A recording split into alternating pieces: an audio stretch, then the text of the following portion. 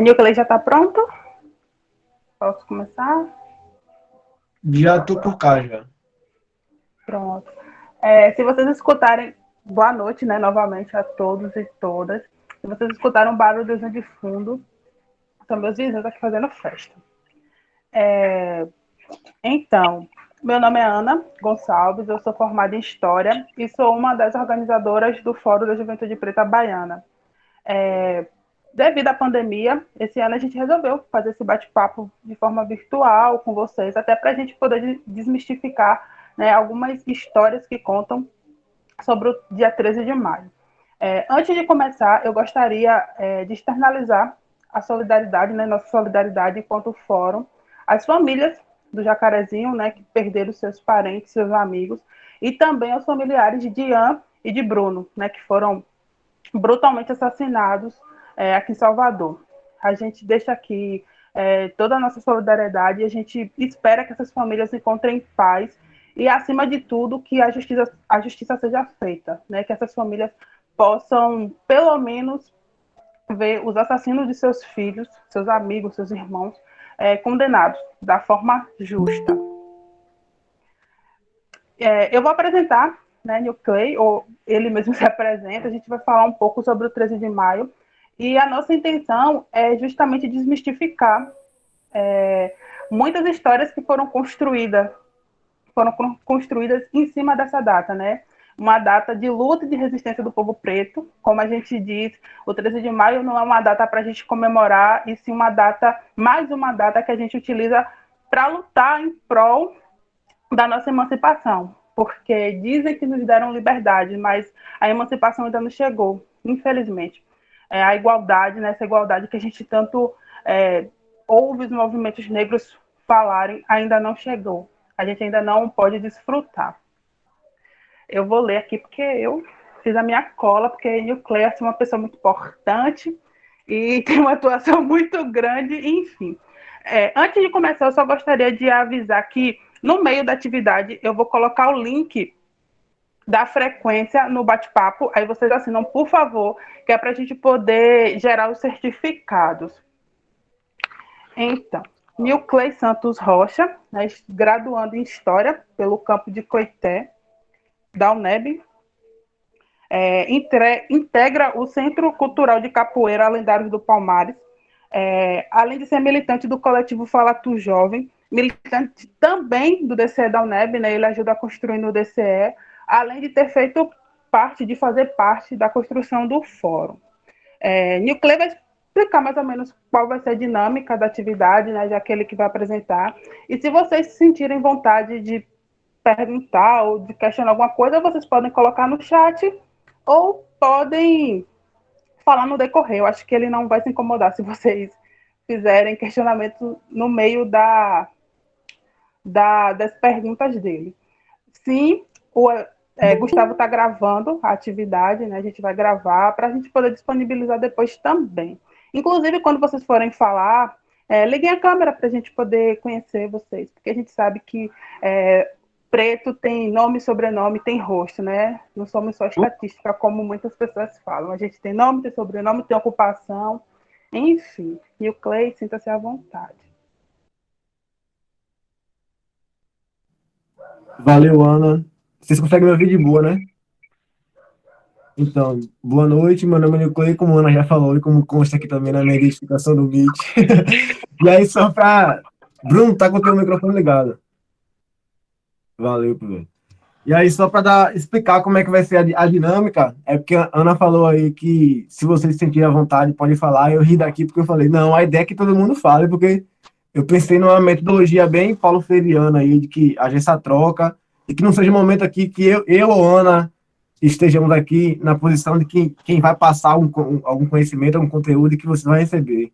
E a ideia é que a gente troque informações, vivências, relatos, enfim, tem essa interação entre Ana, entre vocês, entre a gente como um todo. E aí, esses tempos, estou muito na pegada, porque semana passada, a gente começou um projeto de intervenção que a gente está trabalhando com a relação entre música de capoeira em cima de história. E aí eu pensei em pegar essa metodologia do minicurso, do primeiro dia, do minicurso como um todo, e colocar em prática aqui também nesse momento, né? Já pensando também em facilitar a interação entre mim e com vocês também, para que haja essa troca. E aí vai consistir da seguinte forma: primeiro eu vou reproduzir a música, e aí depois eu vou perguntar a vocês se está de boa, se dá para ouvir, e depois eu espelho a tela com a letra.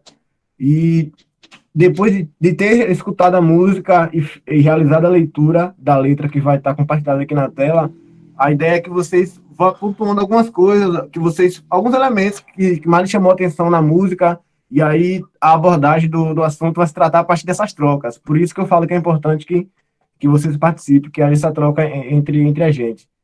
Todo mundo entendeu? Foi de boa? Mas basicamente eu vou reproduzir a música, e a gente escuta, com a escuta sensível, todo mundo. Depois eu pego a letra dessa música e compartilho aqui na tela. E aí, quem for se sentindo à vontade vai se manifestando no chat, ou quem se sentir mais à vontade em ligar a câmera, abrir o microfone e comentar a parte da música. Enfim, a ideia é essa. O que é que vocês acharam? Se estão de boa, se concordam, se não concordam, se posicionam aí. Eu concordo.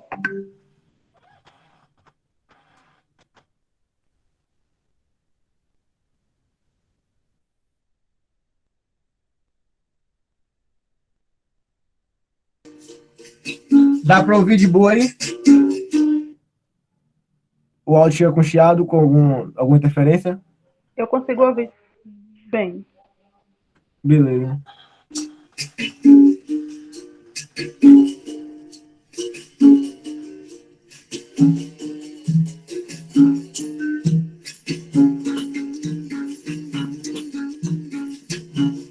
Código Penal da República dos Estados Unidos do Brasil. Decreto número 847, de 11 de outubro de 1890. Capítulo 13. Os vadios e capoeiras. Artigo 402. Fazer nas ruas e praças públicas exercícios de agilidade e destreza corporal, conhecido pela denominação capoeiragem. Andar em correrias com armas ou instrumentos capazes de produzir lesão corporal, provocando tumulto ou desordem, ameaçando pessoa certa ou incerta, ou incutindo temor de algum mal. Pena de prisão celular de 2 a 6 meses. Parágrafo único. É considerada circunstância agravante pertencer ao capoeira a algum bando ou mal. Aos chefes ou cabeças se imporá pena em dobro.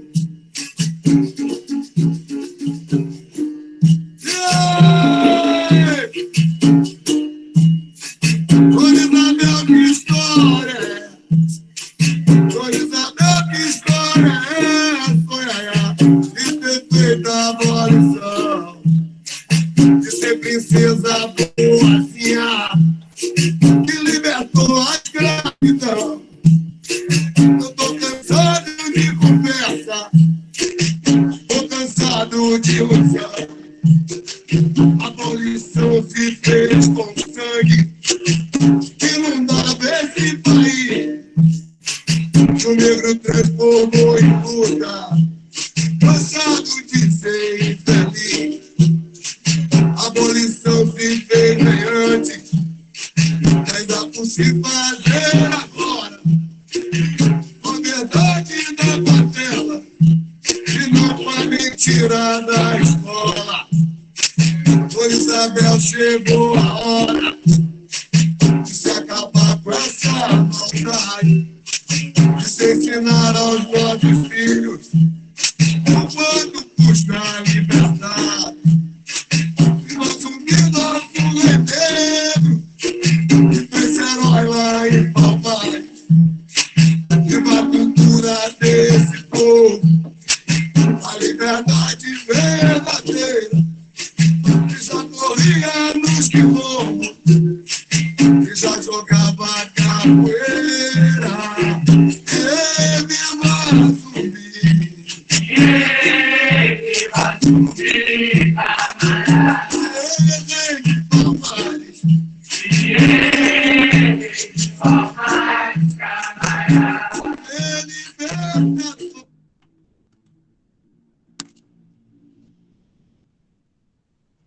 Deu pra ouvir de boa a letra, não foi?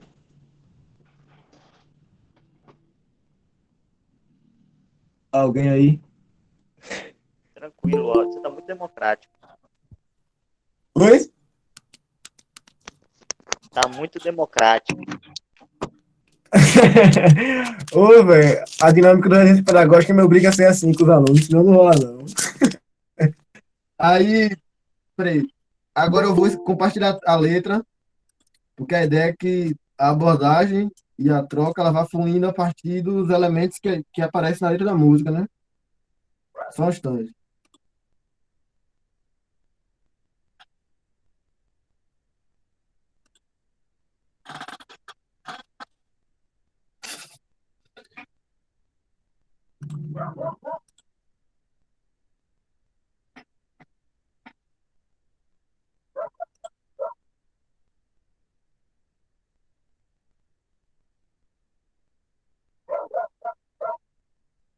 Vai, porra.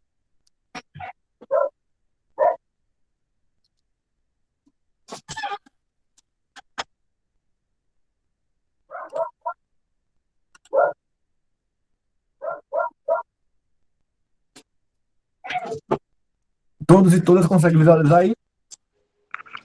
Sim, eu consigo. Dá para realizar a leitura de boa, né? Aqui eu coloquei no modo apresentação, mas no meu celular ainda não aparece.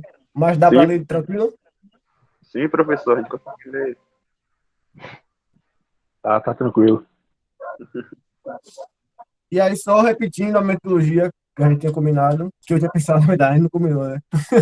Mas, a ideia é discutir a temática de hoje a partir dessa música de capoeira. E aí ela traz diversos elementos, aí, várias possibilidades de abordagem. E por isso que eu deixei em aberto, porque aí a ideia é que haja essa troca e que não fique a fala somente com a minha pessoa. Mas caso vocês não queiram interagir também, eu posso tocar o barco de boa, trocando ideia aqui, falando. Mas a ideia é que haja essa troca e que o assunto, a temática seja trabalhada a partir dos elementos que aparecem na música e das contribuições, comentários, enfim, de vocês.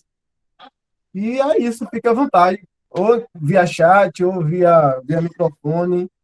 O que mais me chamou atenção na letra, quais elementos, é uma ladainha de capoeira do Mestre Antônio Vargas, e aí até explicar o porquê dessa metodologia, né? Como a Ana falou, eu sou capoeirista, treino capoeira há mais de uma década, e pensando até nessa relação da 10.639, é uma lei que é de 2003, mas que essas ações com cunho de ação afirmativa, essas atividades, né, com cunho de ação afirmativa, já acontecem na capoeira bem antes dessa lei, então a capoeira é a minha 10.639 ambulante aí, né? Ambulante gigante.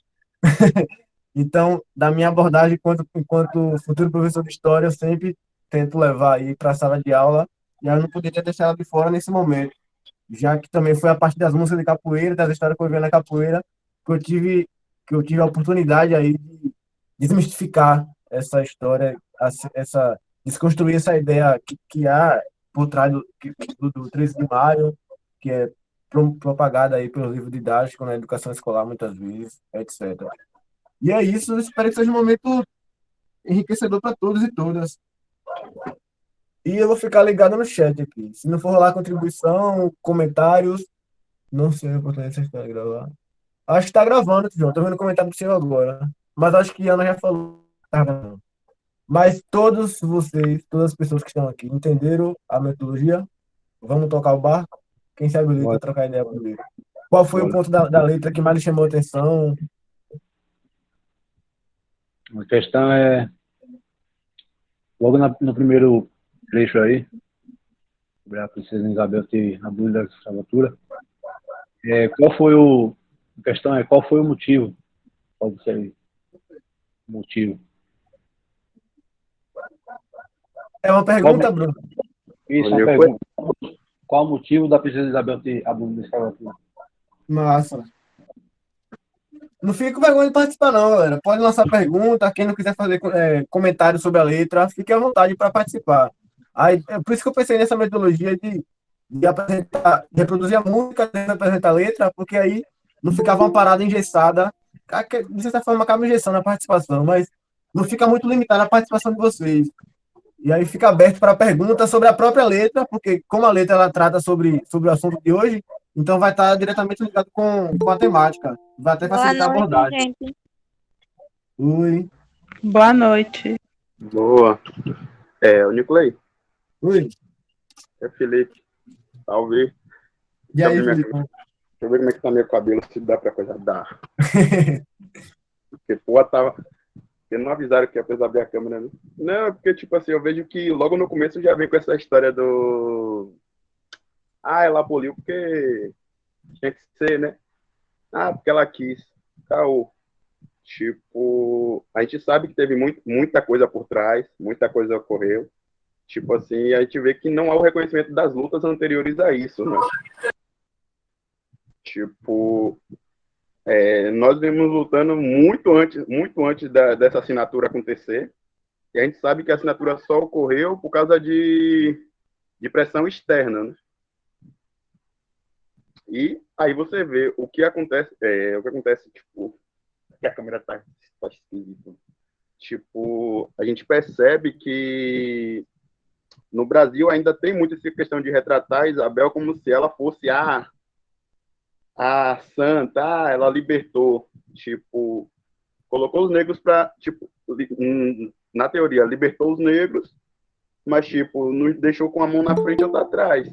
Ou seja, você vai para onde? Sem um centavo no bolso, longe da onde realmente você nasceu, ou, tipo, sem acesso a um espaço que você possa crescer e cultivar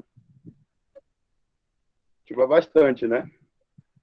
Tipo, eu vendo a letra aqui, eu vejo isso, que ela fez o nome dela em cima de uma luta que já existia, como acontece bastante no Brasil, né? Tipo, a gente vai, levanta a bandeira, vai para uma luta específica, que a gente entende o que a gente passa, o que é sofrido. Aí vem uma fada sensata, como muitos colocam, né? E leva todo o crédito de algo que a gente já vem fazendo há muito tempo. Era mais ou menos isso que eu queria dizer mesmo. Qualquer coisa eu vou contribuindo. Massa, Felipe. Mais alguém que queira participar, comentar as impressões da música, da letra, os elementos que chamou a atenção?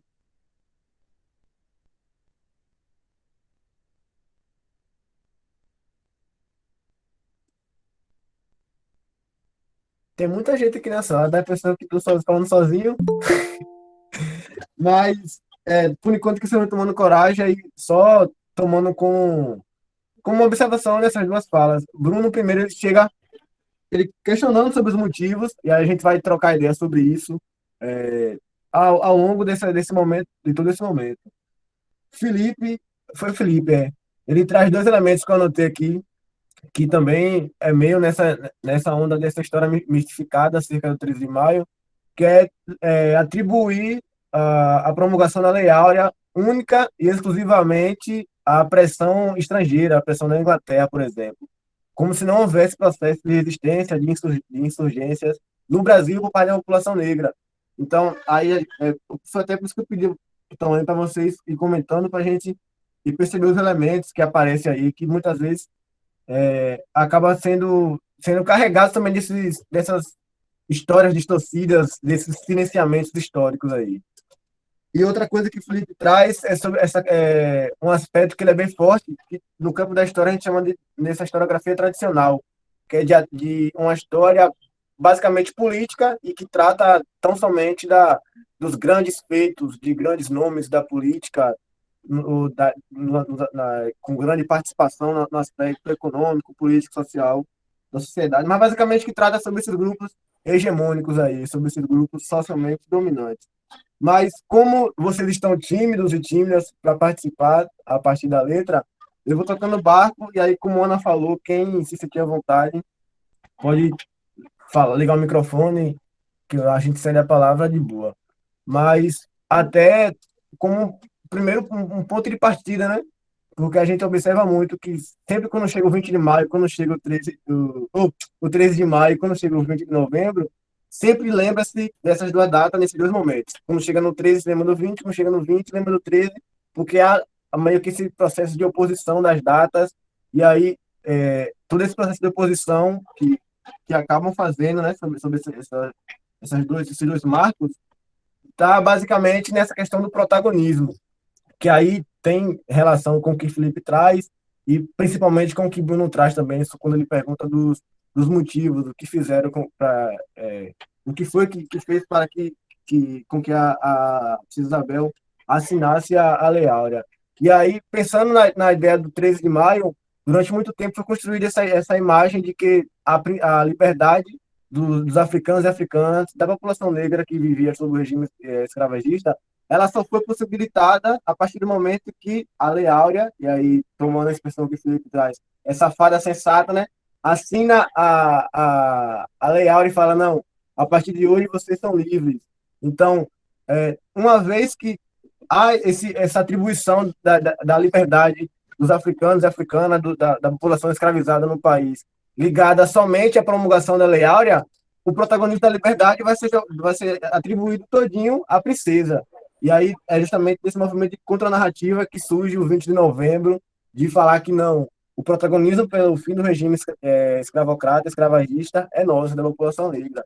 E aí, de que modo, né, acontecem essas pressões? Porque Felipe traz um ponto que é interessante e que é bem constante, ou em boa parte do livro didático, ou até em abordagem em sala de aula, se a gente for pensar no âmbito escolar, de atribuir, até sendo repetitivo com o que eu falei no instante, de atribuir a Lei Áurea tão somente à pressão da Inglaterra, como se não houvesse processos, insurgências, revoluções, revoltas, ataques, resistências dos negros e negras aqui no Brasil. Mas, pensando nessa questão de motivos, a intenção aqui é que eu também tente dialogar o mais possível com as contribuições das pessoas que contribuíram no início, né? Pensando nessa ideia dos motivos que Bruno pergunta, é necessário entender que também, de fato, houve essa pressão estrangeira, como o Felipe aponta, mas não se resume tão somente a esse fato, a esse acontecimento. E por que eu pontuo isso?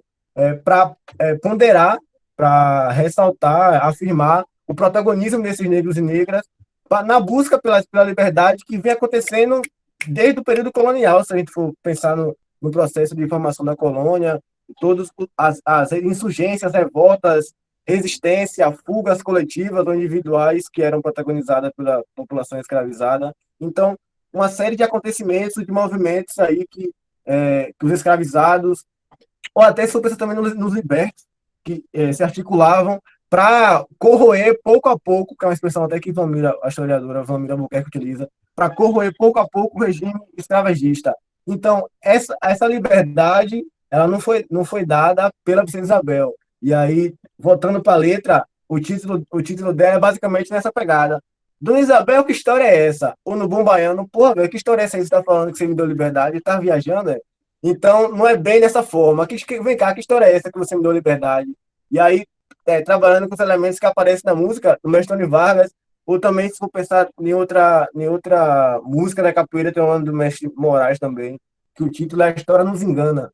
Que, tanto em uma quanto em outra, há essa afirmação desses elementos e dessas formas de resistência, de insurgência, enfim, basicamente, esses movimentos que foram protagonizados aí pelos escravizados e escravizadas foram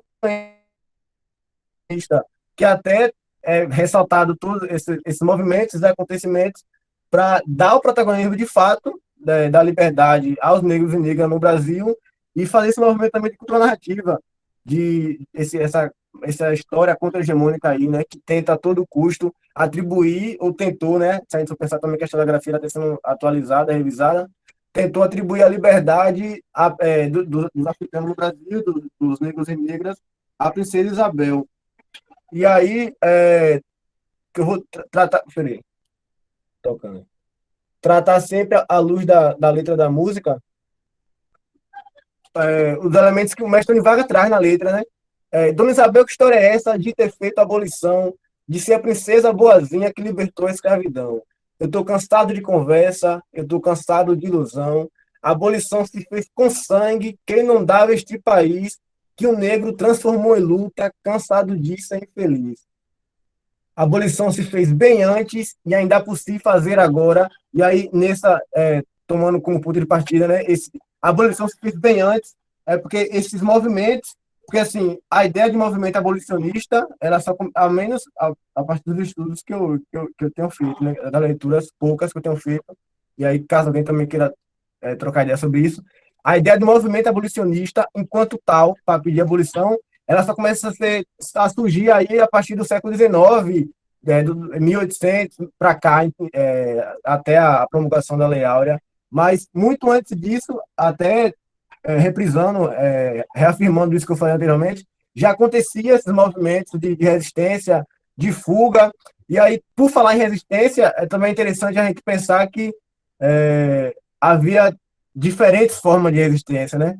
Havia a resistência pelo confronto direto entre escravizado e feitor, por exemplo, a resistência em tocar fogo na plantação, se a gente for pensar no período da sociedade açucareira, tocar fogo na plantação, porque aí traria prejuízo e também é uma forma de falar que não quer trabalhar daquela forma, é também uma forma de resistência. As negociações que aconteciam entre escravizado e senhor de engenho, por exemplo, eram também formas de resistência. Então, eu estou falando isso também até para vocês entenderem o quanto todos esses elementos que já eram presentes, desde a chega na República, ou no Império, e também é presente na República, mesmo depois da Lei Áurea, que aí eu vou trocar ideia mais à frente, o quanto todos esses acontecimentos, esses movimentos aí, já vinham sendo realizados, de fugas, de ataque direto, de mobilização de vários setores da sociedade.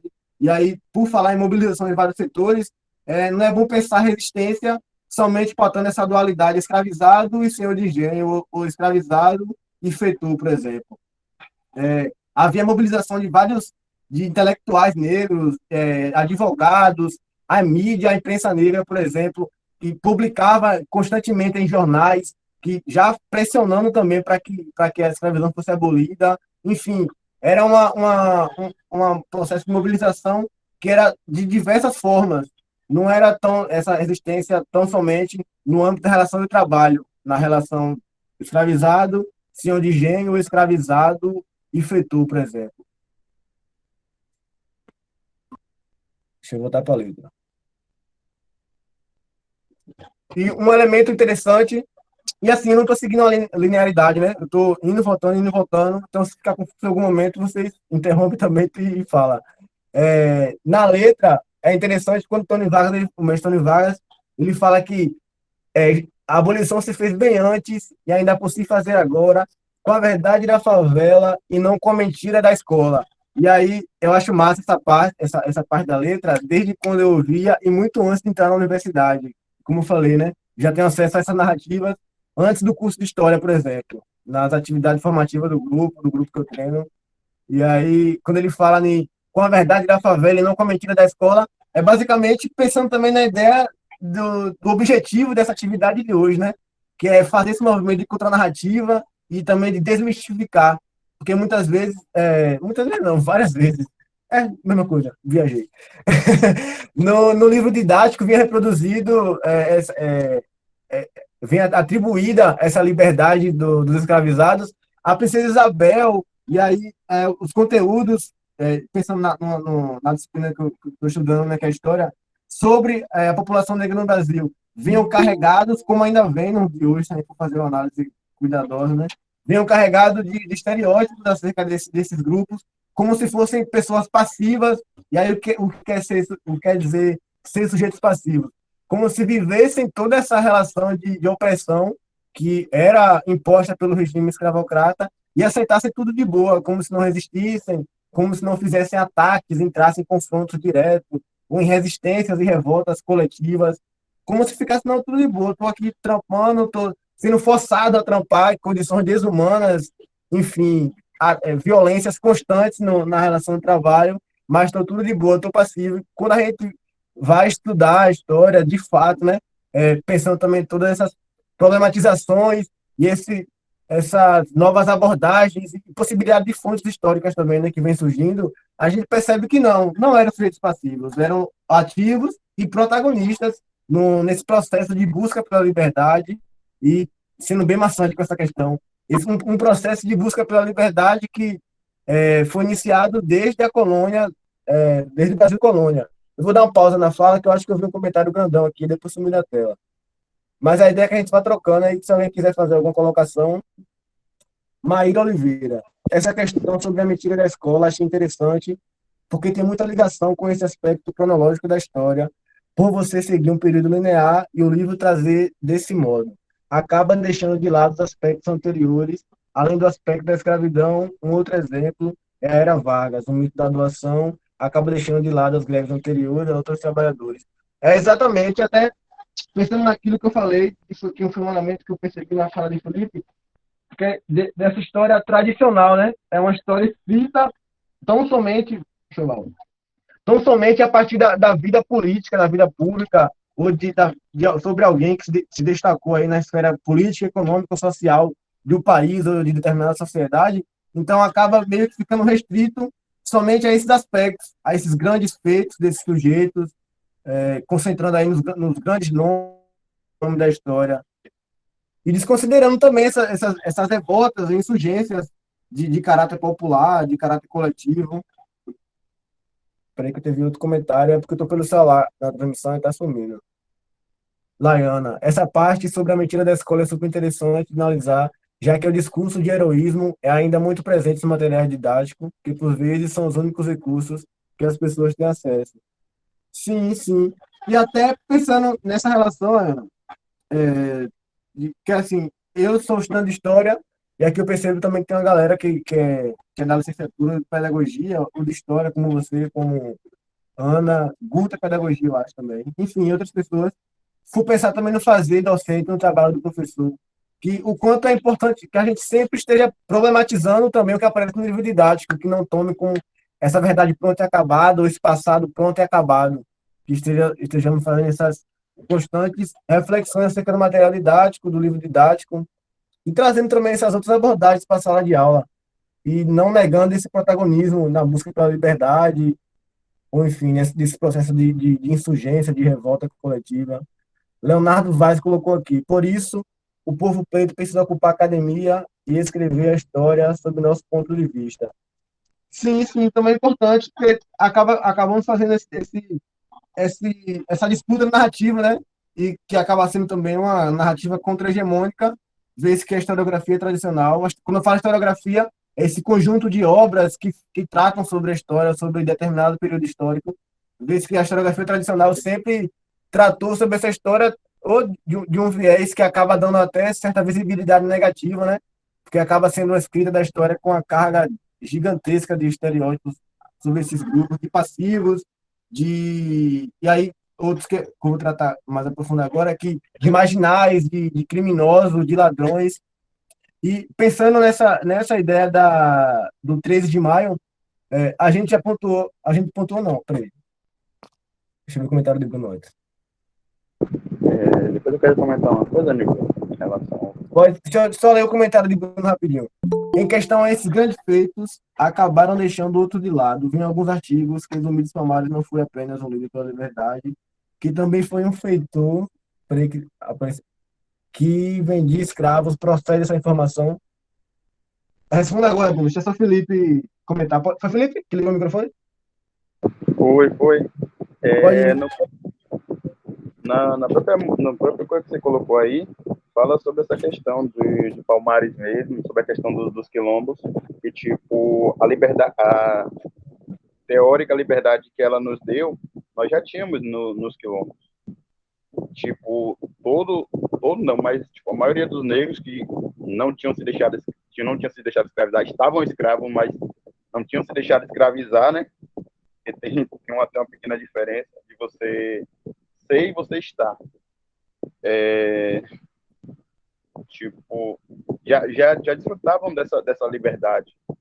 Ou seja, e pare para pensar que tipo, tudo que nós discutimos hoje, com relação a quilombo, essas coisas foram passadas, tipo assim, é muito difícil a gente ver registro, eu falar escrito. Então, tipo, foi passado de forma oral, na totalidade e na oralidade, ou seja, a única forma de matar a única forma de acabar com esses registros era matando aquelas pessoas que, de alguma forma, aprenderam isso, né? Sim, sim, massa. E aí, pensando nessa pergunta de Bruno, eu acho que como primeiro elemento para essa resposta, há um conceito, Bruno, que a gente chama de anacronismo. Aí, porque eu vou falar anacronismo? Que é você olhar determinada época com um olhar, com a visão de mundo que você tem hoje, por exemplo. O que quer dizer isso? Eu não posso, por exemplo, analisar o século XVIII, vou falar o ano do século XVIII, por exemplo, 1700 e não sei quanto, o século XIX, 1820 ou 1850, por exemplo. Eu não posso analisar esse ano com os olhares, com os conceitos, signos e símbolos que eu tenho hoje no século XXI. Que aí eu estaria cometendo anacronismo. E aí, por que eu falo isso? Porque diversas pessoas, quando não fazem esse movimento aí de essa disputa narrativa nas redes, sobretudo YouTube, que eu acho que quem faz mais isso é a galera, YouTube, que quer ser tirada a historiador e a historiadora, acaba cometendo esses equívocos históricos, né, essas análises rasas, de colocar Zumbi como um escravocrata, fala assim nesses termos, que fala que há essa mobilização pelo protagonismo negro na luta pela liberdade, e aí há a figura de Zumbi como centro, mas o cara tinha escravo, pô, como é que pode isso? E é por isso que eu falei anacronismo, porque se a gente for pensar, por exemplo, Zumbi, ele teve atuação no período colonial, e aí, pensando em todas essas etnias, essa diversidade de africanos e africanos que foram traficados do continente para cá, e outro enganche. Pensando nessa diversidade de africanos e africanas que foram trazidos para o Brasil, é importante ter em mente que a escravidão já era algo presente muito antes da chegada dos portugueses no continente africano. E eu não estou com isso querendo legitimar a escravidão portuguesa, porque já existia no continente africano. É necessário pontuar que há as suas especificidades aí, né? A escravidão africana ela não era uma instituição tal como foi aqui na América Portuguesa, por exemplo, formada, instituída pelos portugueses. É, se acontecia, na verdade, em poucas relações comerciais de alguns grupos, de algumas regiões, os africanos não eram transformados em coisas, não perdiam seu status político. O que aconteceu na escravidão aqui no Brasil é que a população africana ela foi basicamente reduzida somente ao corpo biológico, que poderia aí ser chicoteado, ser escravizado, subordinado, nessa lógica de servir, só serve para me servir esse corpo. Então foi retirado seu status político e qualquer aspecto de humanidade na América Portuguesa, né, que aconteceu no Brasil. Na que aconteceu no africano era muito pelo contrário, os sujeitos que eram escravizados não tinham seu status político reduzido e até seus filhos mais tarde poderiam se casar com as pessoas do grupo que eram dominantes, né, que acabaram escravizando seu pai ou sua mãe, e se integrar a esse grupo, à sociedade. Então, há essa diferença. E aí, eu falo desses youtubers porque, vez ou outra, circula, principalmente no 20 de novembro, uma parada que me deixa virado na desgraça. Sempre no 20 de novembro circula um vídeo do youtuber, acho que até um cara branco barbudo, salvo engano, construindo aqui um perfil magético dele, é um cara branco barbudo e careca, que fala que não podemos falar nesse protagonismo pela liberdade, porque Zumbi também tinha escravos lá no período colonial, no quilômetro dos Palmares. E pensando no próprio modelo da sociedade colonial, estamos falando da sociedade na qual ter escravos, ter escravizados, ter pessoas ali me servindo, era primeiro uma questão de status social, né? Tanto é que o valor das pessoas era medido pela quantidade de escravizados que elas tinham nos seus terrenos. E segundo, quando eu falei de análise de razão estante, é principalmente a partir disso. Hoje, quando a gente e sobretudo no 20 de novembro, quando a gente começa a falar desse protagonismo, desse movimento de negritude, de consciência negra, é com a percepção que nós temos hoje, e até remetendo com o falei do anacronismo. Então, essa consciência de que somos todos irmãos, pela questão fenotípica, por todo esse histórico de opressão, de marginalização e criminalização, ele é constante de certo período para cá. Não havia essa ideia de coletividade negra, de irmandade negra, pensar assim nesse termo, não nesse termo, que já pode remeter a outro período, mas não havia essa ideia de coletividade negra ou de consciência negra lá no período colonial. Então a gente não pode pegar esses valores de hoje, do século XXI, ou até se eu pensar em século XX, por exemplo, que é quando essa ideia de consciência negra começa a surgir, e encaixar uma ideia do século XX ou XXI lá no século XVI, na sociedade colonial, falar, pô, como é que eram todos negros e o cara escravizava, velho? Como é que pode isso? Isso é um absurdo. Ah, você quer falar em liberdade você quer falar em protagonismo pela liberdade? Então, quando eu falo nesses equívocos e nesse anacronismo, é basicamente desse ponto. Primeiro, de querer legitimar a escravidão ou reduzir os danos, altos danos, essa brutalidade, essa desumanidade que foi a escravidão praticada pelos portugueses, e esse tráfico, enfim, essa escravidão na América Portuguesa.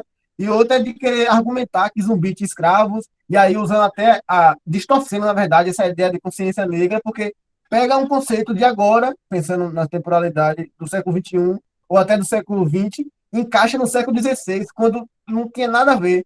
Não tinha essa percepção entre eles de que somos todos negros. Tinha de que somos todos, pode pensar essa ideia de que eram todos escravizados e até se organizavam nesse processo de insurgência, de revolta, de ataques aos senhores de engenho, às plantações, por exemplo. Mas essa ideia de consciência negra não existia na sociedade colonial.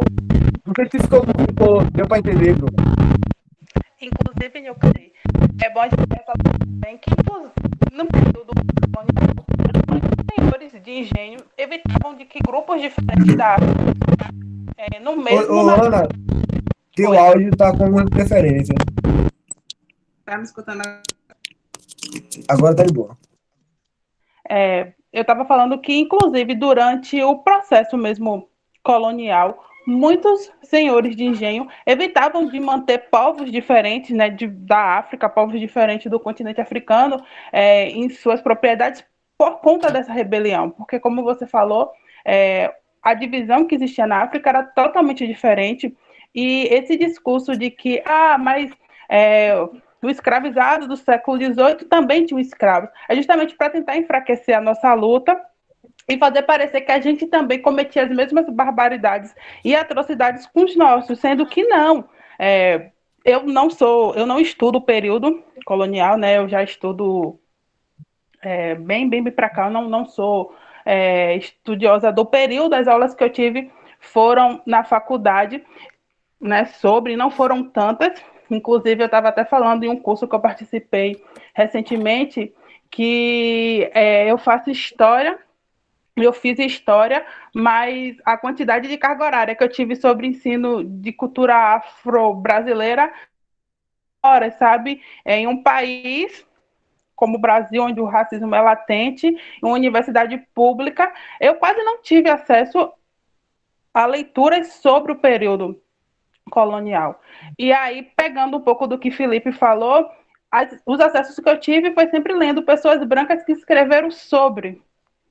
Eu nunca tive assim acesso a tanta historiografia de pessoas pretas estudando os seus, né? Mas sim de pessoas brancas. E o quão é perigoso isso, porque por muito tempo, eu acho que ainda hoje a Princesa Isabel aparece como a fada sensata, né? Que foi como o Felipe colocou. E é muito perigoso porque só a partir da década de 80 é que a gente começa a estudar essas histórias vindas de baixo, né? Até então a gente estudava a história que era contada pelos grandes, pelos registros oficiais, e nesses registros oficiais sempre aparecia o negro como o objeto ou o preguiçoso, ou a raça que estava fadada ao fracasso, porque muito se dizia, né, que ou extinguia a nossa raça ou o Brasil acabava, o que foi o processo de eugenia, né, quando há libertação, entre aspas, dos pretos, dos escravizados, e traz muita gente branca para o Brasil para ocupar esses setores de trabalho remunerado. A gente continuou, mesmo livres, entre aspas, a gente continuou desempenhando as mesmas funções de uma pessoa escravizada, né? Eu acho que é muito perigoso nós, pretos, cairmos nesse discurso, nessa falácia de que nós também nos escravizávamos. Não, né? A gente poderia ter esse sistema escravocrata, poderia na África e tudo mais, mas não comercial, como foi com os portugueses, né? A gente não era um mero objeto que poderia ser vendido e trocado de dono quando eles bem quisessem. Observação, Ana. Eu acho que na história a primeira fada sensata foi ela, né? Tipo, na história do Brasil.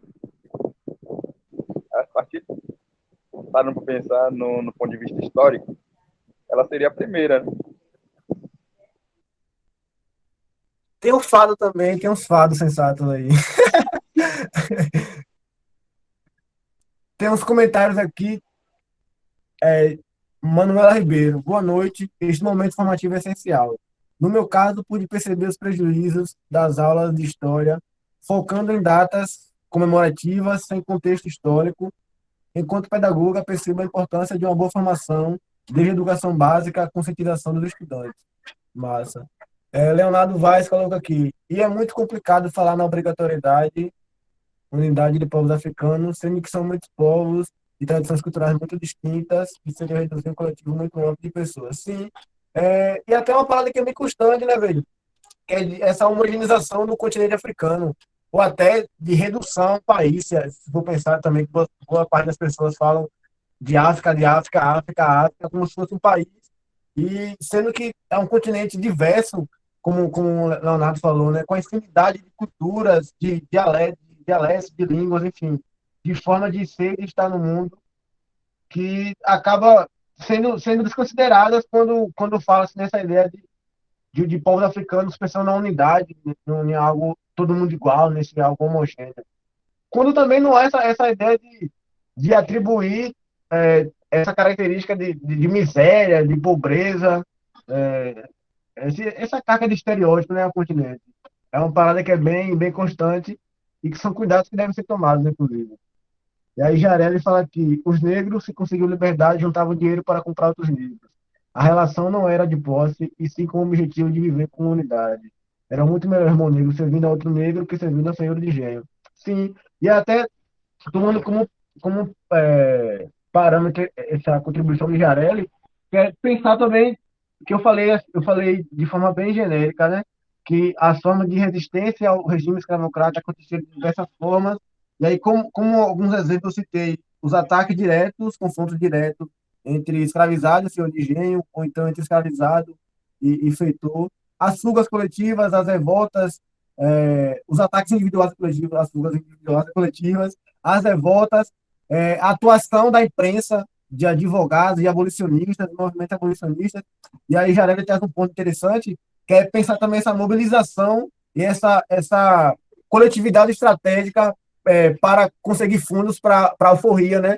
Então, e de muito antes do século XIX, por exemplo, da chegada do século XIX, havia essa mobilização, essas organizações aí, sobretudo as Irmandades Negras, que foram formadas também com esse objetivo de conseguir financiar essas alforrias aí dos escravizados. Então, havia essa organização coletiva, pensando também em conseguir recursos financeiros para a compra de alforrias. Leonardo Vaz colocou outra coisa aqui. Distinguimos claramente o francês do alemão, porque não se distingue o Zulu de Sans ou Yorubá. Sim, sim. Essa ideia de homogeneidade, como tinha falado, né? E aí, até porque, assim, aqui a gente já trocou ideia sobre todo essa opressão, esse movimento de insurgência, de subordinação negra, que atravessa aí o período colonial, o monárquico, e aí vamos pensar à luz da promulgação da Lei Áurea, por exemplo. Primeiro, essa parte já está batida entre a gente aqui, né? De que o protagonismo pela liberdade, acho que já foi apresentado elementos que comprovam o contrário aí, né? Já foi feito esse movimento de contra-narrativa. E aí, pensando num período pós-abolição, pós-promulgação da Lei Áurea, ele não veio. Ai, porra. Ele não veio seguido de ações governamentais do Estado assim, para inserir esses sujeitos na sociedade, né? Para que pudesse dar trabalho, emprego, pensar nessas questões assim, de acesso de direitos. Trabalho, emprego, saúde. Então, havia essas repressões e opressões desde a colônia, e elas não deixaram de existir quando foi promulgada a Lei Áurea, né? E se a gente for pensar à luz do regime escravocrata, por exemplo, foi abolida o regime escravocrata, mas o que houve daquele ano em diante para cá foi tão somente atualizações, sofisticações desse regime escravocrata. E aí, porque eu falo em sofisticações, porque foram, por exemplo, criadas várias leis, pensar na pegada da legislação, foram criadas várias leis para criminalizar as formas de ser e de estar no mundo desses sujeitos que agora são libertos, Se a gente for pensar, por exemplo, que a capoeira ela entra no Código Penal e outra, um Código Penal que foi criado muito antes da Constituição, que é o documento magno de uma sociedade, de qualquer nação, né, que é a Constituição. Foi assim que foi proclamada a República, essa formação, essa escrita, enfim, elaboração de um decreto que ele vem carregado aí com esse forte teor de opressão, de repressão, de perseguição mesmo, criminalizando as manifestações culturais dos agora libertos, dos africanos e africanas. E aí, como exemplo, tem a capoeira, que até Mestre Vargas, quem estava ligado no início da música, ele começa já a música falando disso, dessa criminalização da capoeira no início da República, 2 anos depois da abolição, em 1890. Temos também a questão da cannabis, da maconha, que também é desse período pós-abolição, essa repressão, essa opressão, a prática de culto a cannabis, por exemplo, ou o próprio candomblé, as manifestações religiosas. Então, de forma bem sucinta, aboliu-se, entre várias aspas aí, né, foi promulgada a Lei Áurea em 88, e o que foi percebido de 88 para cá, e que reverbera até os dias de hoje, se a gente for pensar, por exemplo, a Ana falou aí de Salgadinho, do caso de Rian, e de diversos outros acontecimentos, são todos interligados por conta desse passado escravagista aí, né, e dessa abolição mal acontecida, mal realizada, enfim. Então, houve essas repressões, e aí a gente pensar, por exemplo, porque eu falei nessa pegada de sofisticação, né, do regime escravagista, não vou lembrar o título, não posso lembrar o título, mas não vou lembrar o nome do autor, mas basicamente é Educar para Bem Servir, que é um historiador, acho que é Miguel Luiz, se não me engano, que ele trata de duas instituições, e aí pensando no contexto baiano, que é a Casa da Providência, que eu acho que tem formação na metade do século XVIII, XIX, lá para 1850, por aí, 30 anos, 38 anos antes da abolição, e a Sociedade 13 de Maio, que já é numa pegada após a abolição. E aí ele analisa o quanto, porque assim, eu falei que a Lei Áurea ela foi assinada, essa liberdade foi concedida, várias aspas aí, né? Foi posto fim ao regime escravagista pela Lei Áurea, melhor eu falar dessa forma, para não ficar distorcido por vocês. Foi colocado fim no regime escravagista, mas não houve essas ações por parte do Estado de garantir, por exemplo, direito à terra, alimentação, à saúde, à educação.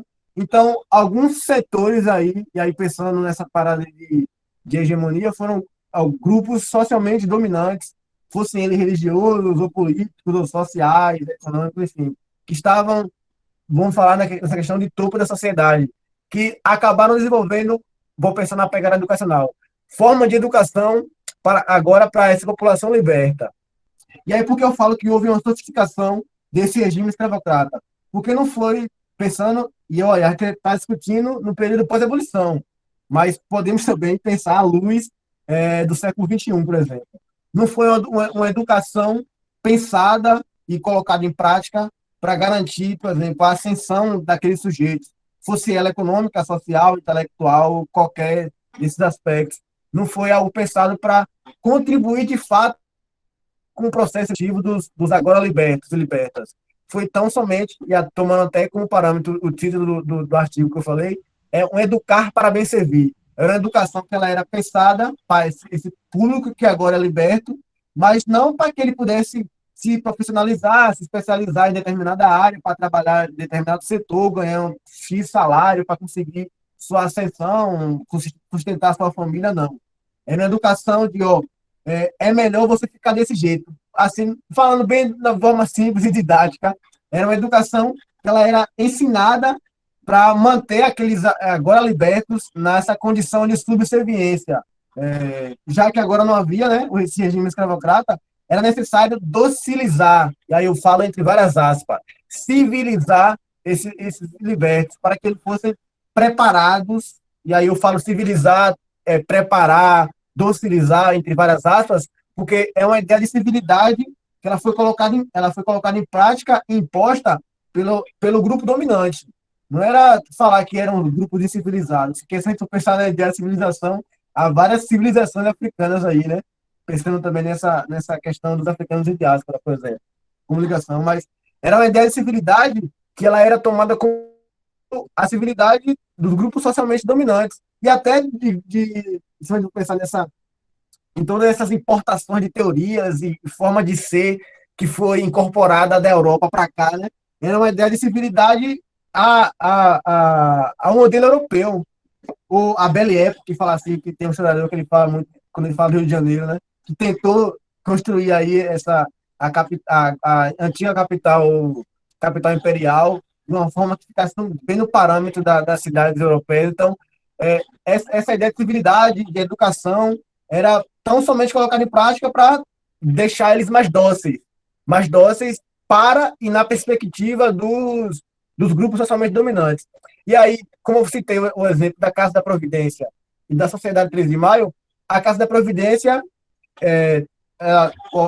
Miguel Luiz ele fala que ela surgiu em 1850, e aí, até como eu falei, né, que eram grupos hegemônicos, que estavam na posição de hegemonia social ou religiosa que fosse. A Casa da Providência, por exemplo, foi formada, e estou falando aqui de Salvador, Bahia, foi formada por mulheres religiosas, que aí pensava também em como docilizar os costumes, por exemplo, de mulheres para trabalhar, de como se comportar, de como agir em determinada situação, tão somente para deixar nessa condição de subserviência, de deixar bem dócil na perspectiva do grupo socialmente dominante. E a Sociedade 13 de Maio era numa pegada mais operária. E aí, por que é interessante falar nessa pegada mais operária? Como primeiro ponto, a ideia de trabalho ela teve que ser reformulada depois que a Lei Áurea ela foi promulgada em 88. Por quê? Até aquele período, a ideia de trabalho era ligada tão somente ao trabalho escravo. Então, por ser trabalho escravo, o trabalho era visto como algo degenerativo. Só trabalhava quem era, sei lá, algo inferior, desumano, pensando em toda essa carga de sentidos que era atribuída, né, de significados que era atribuída aos africanos. Então, uma vez que foi promulgada a Lei Áurea, era necessário reformular também essa ideia de trabalho. Se antes o trabalho era pensado só enquanto trabalho escravo, enquanto algo degenerativo do ponto de vista humano, agora era preciso que fosse construída, depois da abolição, era necessário que fosse construída aí uma ideia do trabalho enquanto algo dignificador. Uma parada que a gente ouve muito, né? Trabalho dignifica o homem. Então, essa ideia de reconstrução do significado de trabalho, ela remete desde esse período aí do pós-abolição, porque era necessário criar agora uma ideia positiva do trabalho, uma concepção positiva, que não fosse mais, inclusive, ligada ao trabalho escravo. E aí eu falo isso porque eu acho que é uma parada bem batida, né, para quem está ligado nesses debates acerca do 13 de maio, do quanto foi incentivado, foi financiado esse processo de entrada dos estrangeiros para o mercado de trabalho nesse início da República, porque assim, até quando o trabalho era um trabalho escravo e visto enquanto algo degenerativo do ponto de vista humano, principalmente, os africanos e africanas, os libertos, enfim, serviam para tal. Mas agora que foi promulgada a República e era pensado em todo esse ideal modernizante da sociedade, né? Todo esse ideal de civilização, de regulação dos costumes, então, tudo que remetesse a esse passado escravocrata e, consequentemente, a esses africanos e africanas deveria ser apagado, porque eram vistos como algo degenerativo. E aí, até como exemplo, sendo repetitivo, né? Eu falei a caso de criminalizar as práticas culturais desse sujeito, da capoeira, o candomblé. Se a gente for pensar, por exemplo, na própria Revolta da Vacina, 1904, no Rio de Janeiro, que houve aí, foi divulgada com uma medida de saúde pública, uma prevenção de saúde pública, mas, na verdade, era tão somente isso, era retirar aquela massa de libertos e de indesejáveis, do ponto de vista das elites da época, do centro e jogar as margens da sociedade, jogar a periferia e, consequentemente também, jogar nessas partes mais precarizadas do trabalho, do emprego, por exemplo. Então, esse ideal modernizante de civilidade, ele serviu tão somente para isso, para criminalizar, reprimir, oprimir esses sujeitos, sua forma de ver, de ser e de estar no mundo e de entregar, vou falar assim, de forma direta, talvez seja até equivocado, mas de dedicar, ou direcionar, o mercado de trabalho do pós-abolição, do início da República, somente para o estrangeiro. E aí, deixa eu beber água, rapidinho. Pensando nessa de dedicar. Tá cansativo, velho, porque eu tô falando aqui, mas. Vocês estão ouvindo de boa? Sim. E aí, pensando nessa de negação de trabalho, de emprego, se a gente for pensar, por exemplo, os festejos, e eu tô indo e vindo, não tô seguindo a linearidade das coisas. Né? Se a gente for pensar nos festejos do 13 de maio, por exemplo.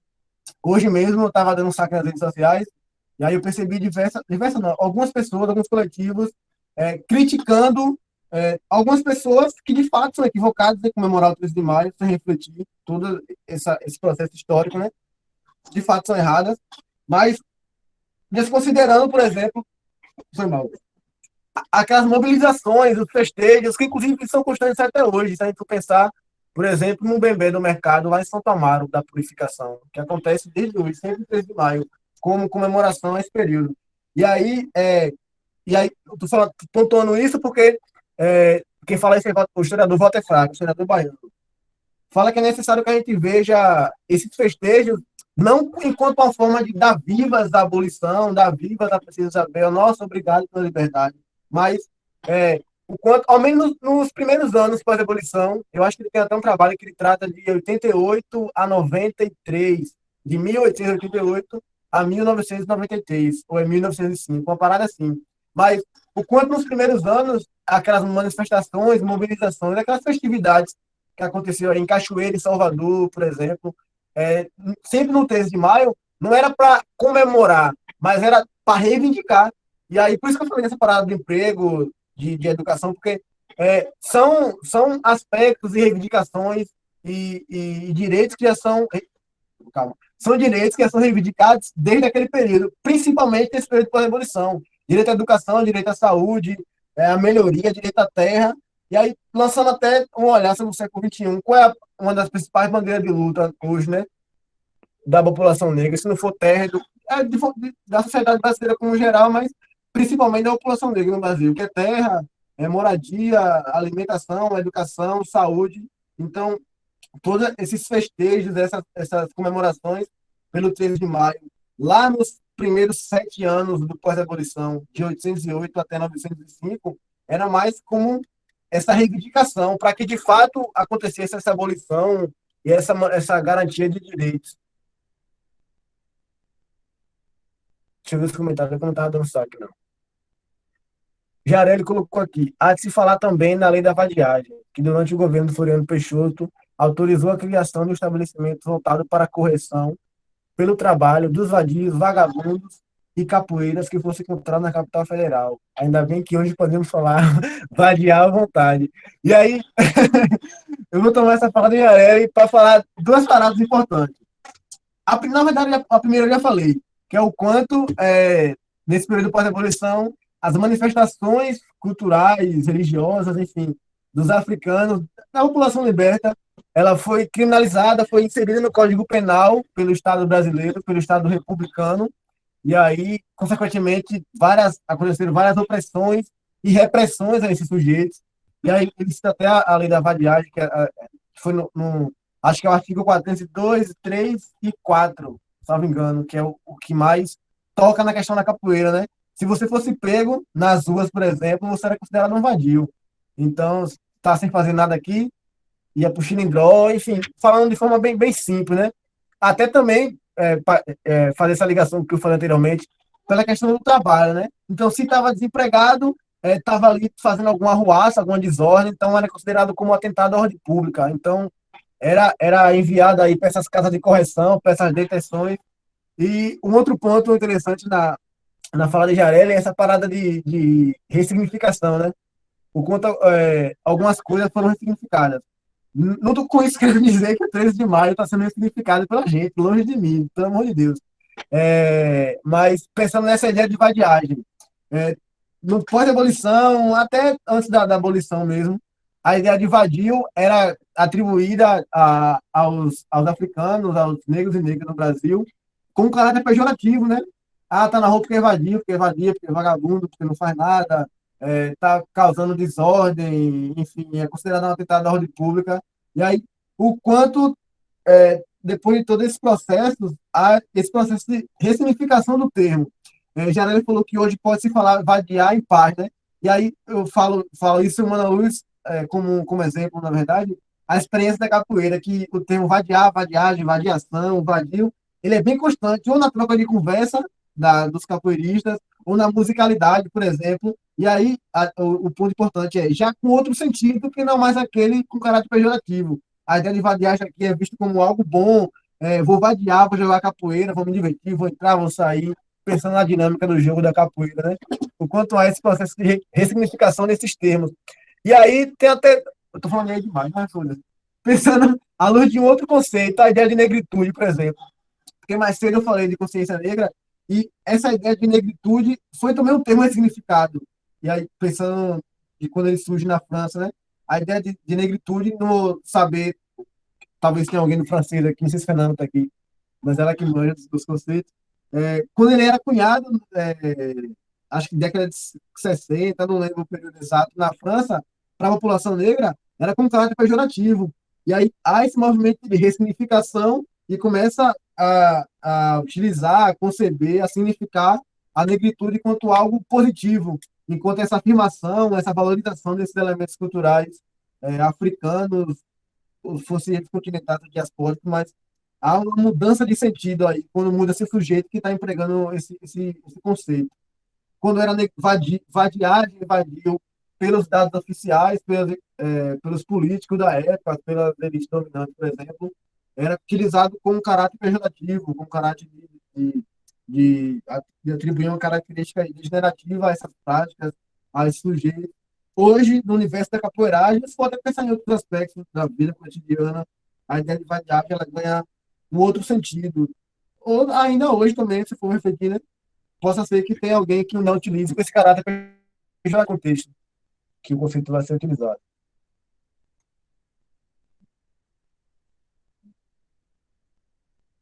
Leonardo Vaz falou que a elite é foda, os caras vivendo o trabalho no nome dos outros, querendo dar lição de moral sobre trabalho. É nessa pegada aí, né? E aí, que eu falei desse ter revolta da vacina, até a gente pensar também, né? O quanto essa organização, não vem falar organização, mas esse amontoado de casas, exemplo do Rio de Janeiro, de Salvador, ou até, não vou falar nem dessas pequenas cidades urbanas por aqui, né, porque é um outro processo histórico, político e tal, mas sobretudo nesses grandes centros aí, Salvador, Rio de Janeiro, essas capitais, o quanto esses bairros eles foram formados, eles são presentes a partir de uma ausência. E aí, por que essa presença a partir de uma ausência? Porque há essa presença desse amontoado de casas, porque há, claro, é nítido, não estou aqui sendo idiota a falar isso, né? Há essa ausência desses sujeitos no centro, mas há também essa ausência por parte do Estado de direcionar políticas públicas para garantir o acesso à moradia, a saneamento básico, enfim, a educação, pensando nesses direitos básicos para a sobrevivência humana, né? Há essa ausência por parte do Estado de políticas públicas, assim também como houve no pós-abolição, direcionadas para esses sujeitos. E aí acabaram sendo jogados, empurrados para as margens, que consequentemente acabaram dando início a esse processo de formação das favelas. E isso é bem constante, bem forte mesmo na revolta da vacina, quando houve essa limpeza aí, podemos até falar em limpeza étnica, uma verdadeira carnificina, né? Porque houve também essa limpeza das formas de ser e de estar no mundo dos libertos, dos grandes centros do Rio de Janeiro, e foram jogados à margem. Então, agora aqui você não serve, aqui você não pode ficar. A presença de vocês aqui pode ser vista, não, era vista como algo degenerativo para aquela ideia de república que queria se construir dali em diante, por exemplo, se for pensar nisso. E até lançando luz no dia de hoje, né? O quanto nós ainda somos carentes dessas políticas públicas. Eu falo em carência, como eu falei nesse instante, eu estou indo e vindo, não estou seguindo a linearidade. Se eu estiver viajando demais, você liga o microfone aí e me corta. O quanto eu falo dessa carência de políticas públicas, porque há muito essa ideia de que a construção ou que a efetivação de uma política pública com caráter universalista dê conta, por exemplo, das especificidades da população negra no Brasil. Quando, na verdade, até para citar a Sueli Carneiro, ela fala da importância de se criar, de se pensar, de se colocar em prática, de se propor políticas públicas com essa especificidade, né, direcionadas para determinados públicos. Não pode pensar, por exemplo, política pública para a mulher, sim, mas para qual mulher? Só citando como exemplo. Ela fala do quanto é importante que a gente direcione para qual público vai ser contemplado com aquela política pública e até um movimento meio que paradoxo, né, se a gente for pensar do ponto de vista do Estado brasileiro, porque pensar em política pública direcionada para determinados públicos, para determinados grupos, sujeitos sociais, e pensando como exemplo o caso da população negra, implicaria em, por exemplo, reconhecer todo esse histórico de marginalização, de criminalização, de genocídio, de extermínio, que foi e é colocado em prática pelo próprio Estado. Então, acaba sendo uma parada que, do ponto de vista institucional do Estado, acaba não batendo, né? Porque para garantir essas políticas públicas direcionadas, reconheça todo esse histórico de marginalização e pensando até nessas relações raciais no Brasil, uma parada que é muito comum ainda é o mito dessa democracia racial, de que brancos e negros vivem tranquilamente, harmoniosos, dando as mãos, se abraçando e se beijando. Meu amigo, meu brother. Quando, na verdade, se a gente for lançar luz até as estatísticas, e aí eu nem gosto de falar muito em estatística, porque algumas pessoas podem cair no equívoco de transformar em simples números, sem refletir, né, sobre aqueles dados. Vou perder no raciocínio. Se a gente for, se a gente for lançar a luz das próprias estatísticas, a gente vai ver o quanto a população negra ela acaba não sendo contemplada, não sei se eu estava pensando nessa linha, mas vou seguir por ela. Acaba não sendo contemplada em diversos direitos básicos, vive em condições precárias aí, né? E até para lançar essa pegada que vem surgindo nas redes sociais, que até já falei, num certo período, há uns 3 anos, 4 anos atrás, de pretos no topo, que o preto no topo para a população negra está efetivado nesse momento, né? É no topo da criminalização, do encarceramento, do genocídio, do extermínio, no topo da pobreza, da areia da pobreza. Se a gente for lançar luz aí, pensando até na própria pandemia, quais grupos, quais pessoas estão sendo mais prejudicadas, estão em situação de pobreza, de fome, a gente vai perceber que são maioria negros e negras. Então, o quanto todo esse histórico de marginalização, de opressão, criminalização, de extermínio, de negação a direitos básicos, ele também tem ligação com esse passado escravagista do Brasil e com essa abolição, né? Se for pensar no momento de hoje, com essa abolição que de fato não aconteceu. Cadê essa liberdade que não nos é concebida? Se a gente for pensar a nível do século XXI. E aí é isso, galera. Eu não preparei slide, nada. Eu queria mais trocar ideia com vocês a parte da música, na verdade. Eu falei das músicas porque eu tinha pensado em duas, mas depois eu achei que poderia ficar confuso para vocês. Escutar uma, escutar outra, aí depois esqueci o que escutou da outra já. E falei, não, deixa só uma. E aí trocar ideia a partir da música, refletir sobre essa data, né? Sobre o marco do 13 de maio. Eu acredito que a gente conseguiu trocar ideia sobre algumas paradas importantes aqui e, sei lá, atravessar vários períodos, fazer pontuações que são importantíssimas e necessárias de serem feitas, a exemplo dessa resistência, essa dinâmica múltipla aí da resistência, né? Essa resistência acontecia de diversas formas, do quanto essas várias ações, mobilizações, fossem elas individuais ou coletivas, dos negros e negras, vieram corroendo o regime escravagista aos pouquinhos, muito antes do século XVIII, do século XIX, até para fazer essa pontuação de que a liberdade ela não foi concedida, ela não foi dada. Foi uma parada que foi conquistada, que houve mobilizações de diversos setores aí para que isso viesse a acontecer.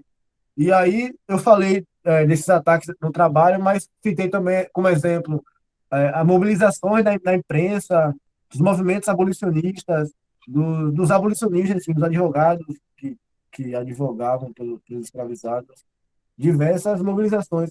E até a título de curiosidade que eu lembrei agora, a memória como é traiçoeira. Só para vocês terem noção do quanto essas mobilizações abolicionistas elas eram múltiplas e não ficavam restritas somente a esses, por exemplo, já conhecido Luiz Gama, André Rebouças, que sempre quando a gente pensa em abolicionismo, pensa nessas figuras, né, que de fato devemos relembrá-los. Mas o quanto esse abolicionismo, esse movimento abolicionista, ele acontecia também com a dinâmica de multiplicidade, tal como eram as resistências também. E aí, Vlamir de Albuquerque, por exemplo, ela cita caso de padeiros, que eu estava me engano era em Cachoeira, não vou lembrar agora a cidade, mas que padeiros que faziam mobilizações pelo fim do regime escravagista, que tinham mobilizações que era pelo pão e pela liberdade, se não me engano, que distribuía alimento e também fazia reivindicação.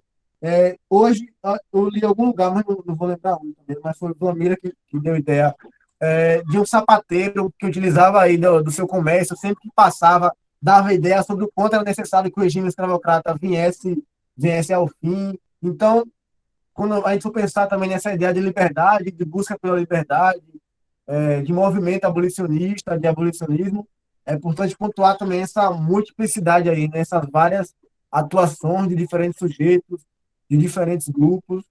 E é isso. Quem tiver mais alguma contribuição, mais alguma ideia para dar, para jogar, tamo aí. Vocês estão me ouvindo, né? Eu tô falando sozinho aqui há 2 horas.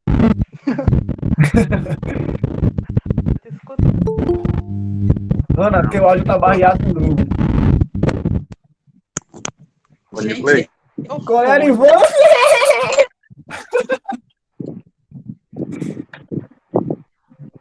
Pode falar, Felipe. Não, pode coisa, Ana. Tranquilo, toma, tranquilo. Não, pode falar, é porque tá falando que meu fone aqui tá uma benção.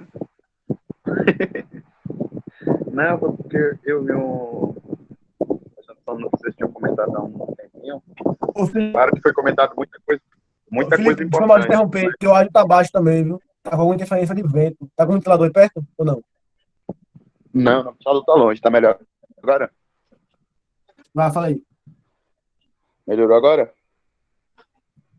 Pronto. Eu lembro que você estava comentando sobre a questão dos livros de história mais cedo. Eu estava reparando, tipo, não sei se já teve essa correção, mas quando a gente vai estudar Egito lá no segundo ano, a forma que é passado os personagens do Antigo Egito, pelo menos nos livros, aparentam como se eles fossem brancos. E, tipo, aí você vai olhar geograficamente onde o Egito se encontra, você fala assim, não é possível. E, tipo, você vê que a todo momento tentando fazer com que não recebamos o mérito, tá ligado? Tipo, por exemplo, as opções que foram feitas lá. É muito ruim para o homem branco dizer assim, a população negra já tinha esse conhecimento matemático. Tipo, eu estudo matemática e eu vejo que, por exemplo, na Índia mesmo, claro que tipo assim, várias teorias que hoje, tipo assim, que foi dado a matemáticos europeus, tipo, já era desenvolvida há muito tempo antes. Mas, tipo assim, é aquele negócio do conhecimento. Você não vai querer dizer que alguém que você considera inferior a você adquirir um conhecimento que você só adquiriu anos depois, tá entendendo? Então é mais fácil você desmerecer ou até desacreditar do que foi feito pelo outro.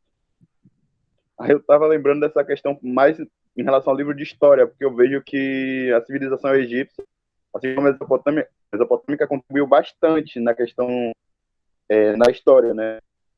Em questão matemática, estudo da astronomia e outras áreas, questão da medicina. Mas se a forma que é passado, pelo menos aqui no Brasil, pelo menos na época em que eu fiz o segundo ano, a forma que era, né? Sim, Felipe. Há também essa outra tentativa de embranquecimento do Egito, assim também como acho que foi Leonardo Vaz, que pontuou essa ideia de homogeneizar, né, o continente, de pensar enquanto, ou nem considerar enquanto continente, né, pensar enquanto algo que é formado aí por públicos, por etnias, civilizações que são todas iguais, que pensam iguais, que falam iguais, que vivem iguais, como na verdade é essa diversidade, né? Ou então essa negação, esse silenciamento, ou até esse roubo dessa, dessas invenções, enfim, desses grandes feitos civilizacionais, por exemplo, os científicos dos africanos, ou pensando também, falar africano, mas pensando africanos enquanto fossem eles continentais ou diaspóricos, mas o quanto há também esses silenciamentos, principalmente no livro didático, mas também na historiografia, que acaba sendo relacionado, né? Dessas contribuições mesmo, né? Desse sujeito. E aí, pensando nisso de contribuição, pensa também o quanto é negada, ou, assim, não sei como é que está o livro didático hoje, quer dizer, eu sei porque eu estou dando aula na residência, mas eu não observei como é trabalhada essa questão da formação do Estado brasileiro e porque, assim, durante muito tempo foi negada essa contribuição, né, dos africanos nesse processo de formação do Estado brasileiro. E eu falo isso até para pontuar uma parada que pode parecer mínima do ponto de vista prático, sei lá, mas se for pensar nessa relação conceitual, que é que a historiadora Beatriz Nascimento ela fala do quanto é importante a gente falar de fato em contribuição, né? Porque eu já vi alguns, até eu já fiz momentos, pensando aqui em alguma atividade do grupo de capoeira que eu participo, fiz momentos que a gente queria falar dessa contribuição dos africanos na formação do Brasil, enfim, em vários aspectos aí, o fosse cultural, o linguístico, o que fosse, religioso. E na época eu usei a ideia de influência. E aí Beatriz fala o quanto a gente falar em influência por mais que seja aí partindo do lugar de querer valorizar esses feitos, né? A gente acaba meio que colocando esses sujeitos como outros quando a gente fala influência. Porque eu sou influenciado pelo outro. E aí ela fala da importância de conceituarmos de fato enquanto contribuição. Essas contribuições aí nesses vários aspectos que foram dados para a formação, consolidação do Estado brasileiro. Eu acho E que ele aí, ia falar Euclides? alguma coisa. Não, Caralho, Fred. não, eu só ia só pontuar uma coisa aqui que vocês estão falando de livros, né? E aí e contribuição e tal. E aí foi citado aí também alguma coisa sobre o Egito e tal. E aí eu queria falar também sobre o audiovisual, né? Que aí entra uma questão muito importante que é a construção do imaginário das pessoas, né? Quando tu estava falando lá no início, eu lembrei muito das novelas, né? Aquelas novelas que retratavam essa época escravocrata e uma novela que eu odeio demais e não sai da minha cabeça quando vem o 13 de maio, é Escravizaura, né? Porque mesmo que o autor, né, tenha essa ideia de vou retratar aqui e vou colocar o que aconteceu e tal.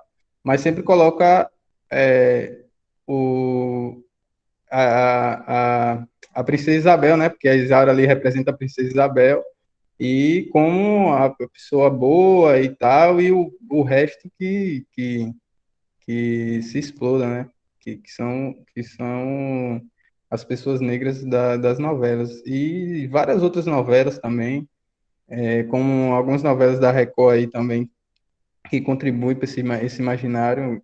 Felipe, né, falou aí sobre a questão do Egito e tal. Aí eu lembrei de algumas dessas novelas também. E filmes também, né, que também contribuem muito para nesse sentido aí. Simples, velho. Eu tinha, Falando isso, pode falar, Felipe. Eu espero. eu tinha até esquecido desse negócio dessas novelas da Record.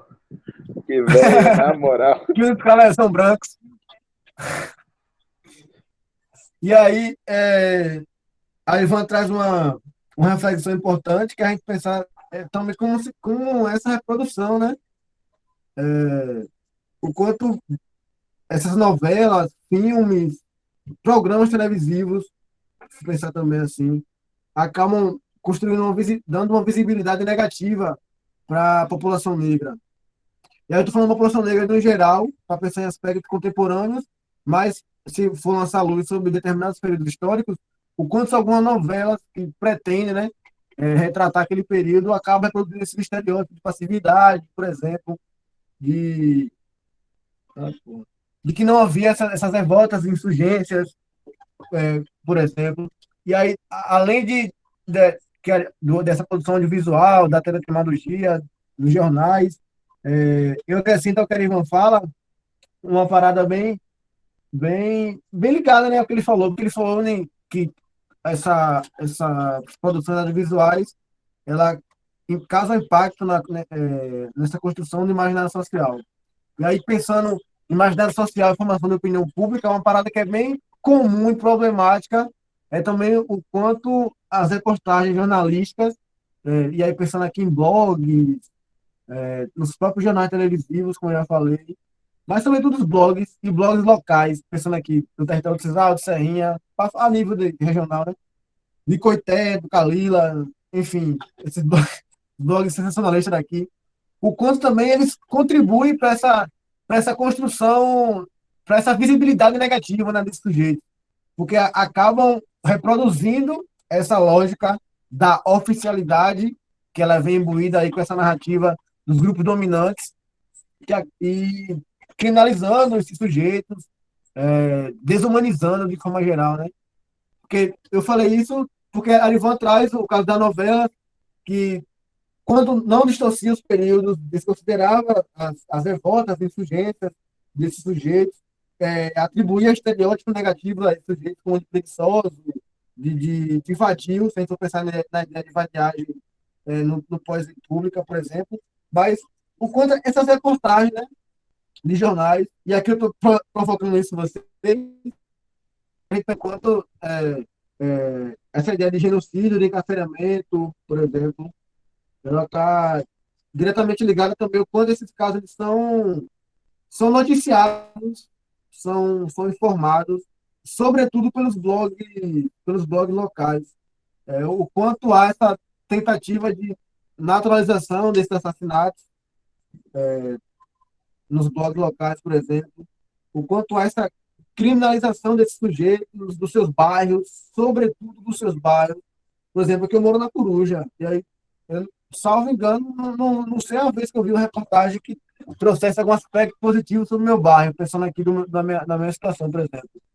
Mas o quanto essas reportagens, esses textos aí, acabam reforçando, não é nem atribuindo, que já é atribuído de longas datas, mas acaba reforçando também essa visibilidade negativa. E aí, batendo nessa tecla da criminalização, que já aconteceu de 88 para cá, não, de muito antes para cá, na verdade, falando de 88, porque essa repressão foi bem constante no pós-abolição.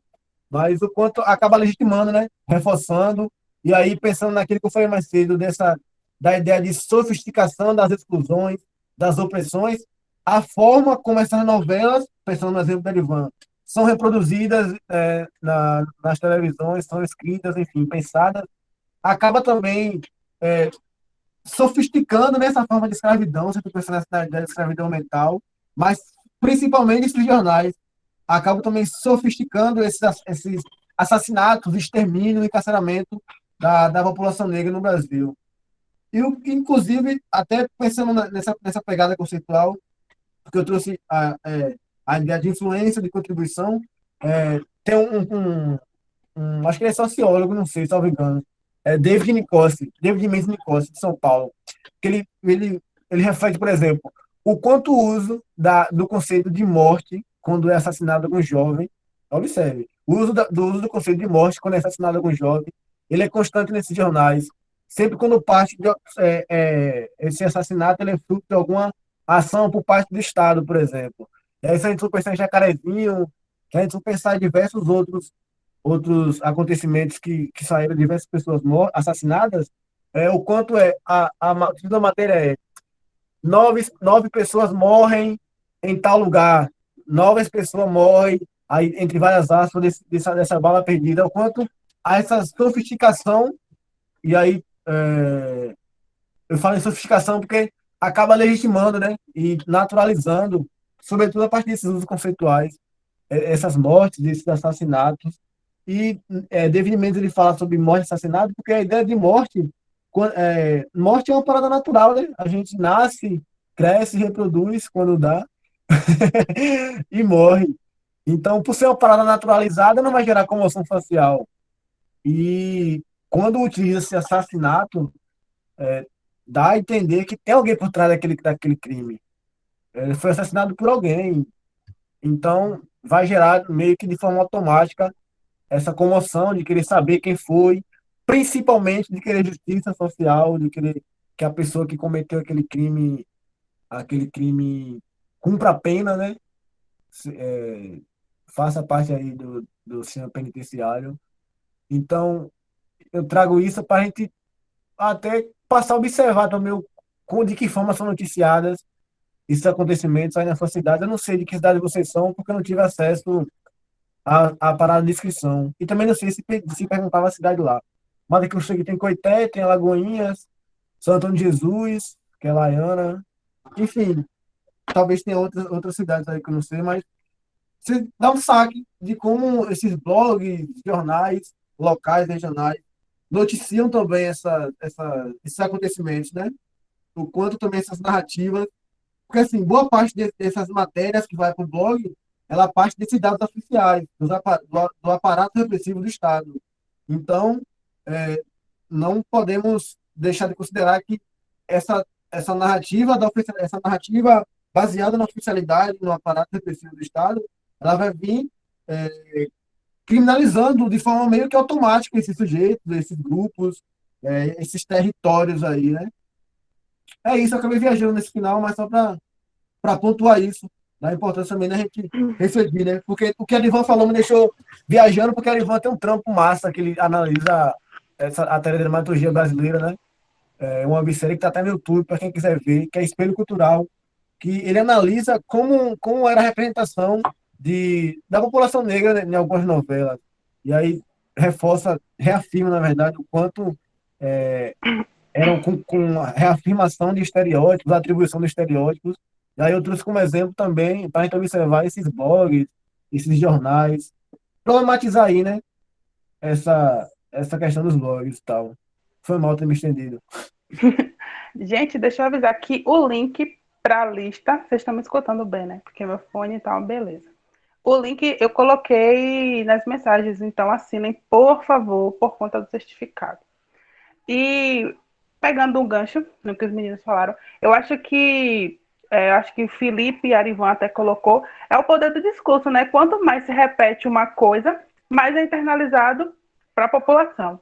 E eu gostaria de falar que eu acho muito importante esses espaços, porque a gente consegue, né, saber um pouquinho da realidade de cada lugar.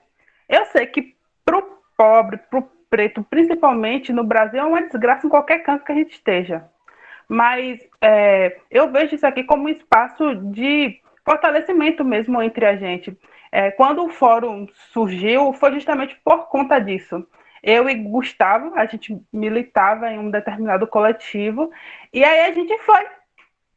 Não dê risada, minha Clay, não dê risada.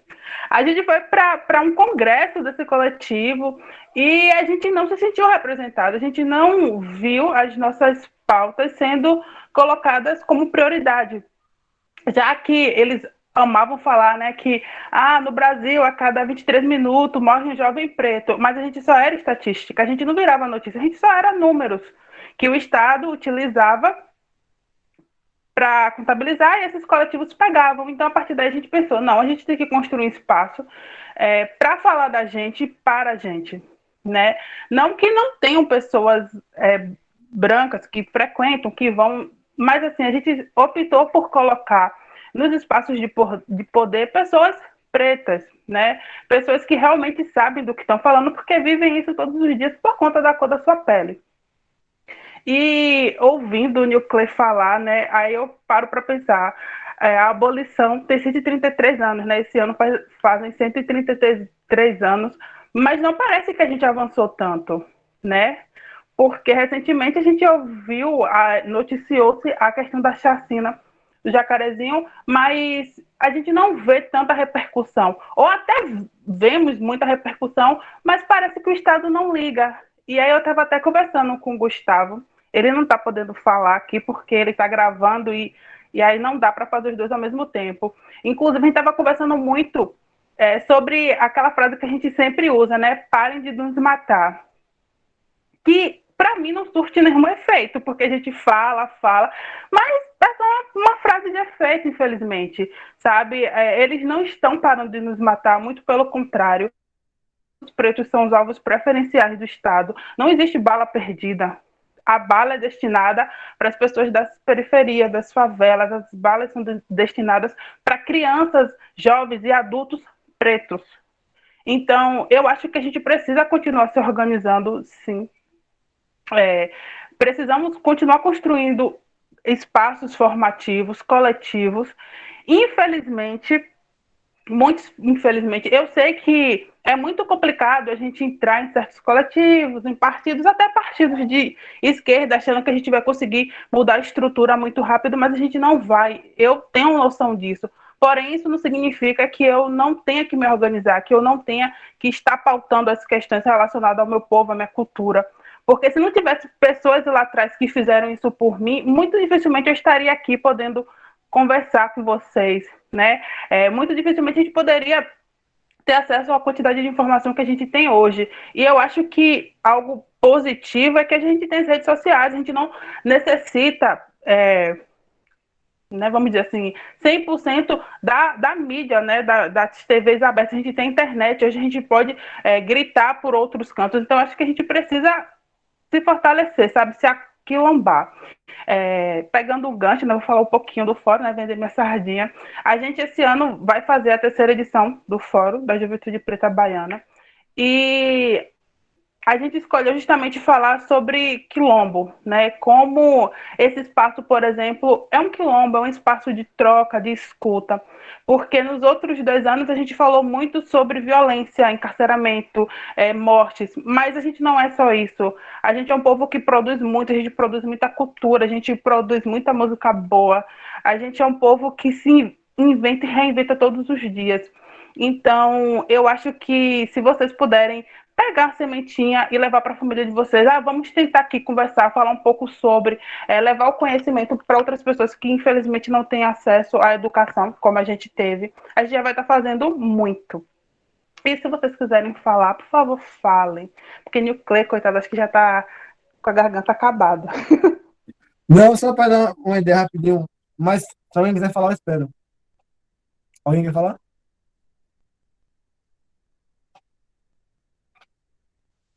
Ana falou da. Aí, vai, jogue. Dá uma olhada no filme que eu indiquei aí, é muito bom, cara. Valeu, Brunão. Amistade, eu já assisti. É bem forte. E muito bom também. Eu indico também.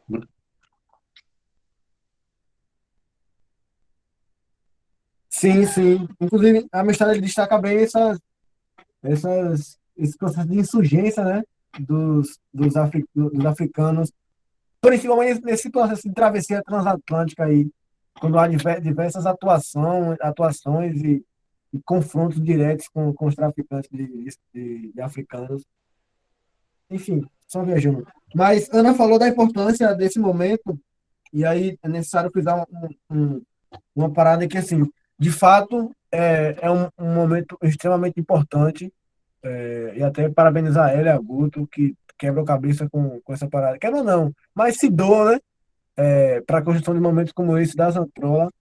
E aí, falar da importância de que pautas como essa e de que as paradas que foram discutidas aqui não fiquem somente aqui, tá ligado? Que a gente discuta sobre reivindicar acesso à moradia, à saúde, à educação, encarceramento, genocídio e tal, mas que não fique somente nessa parada da retórica discursiva ou dessa mobilização virtual, por exemplo.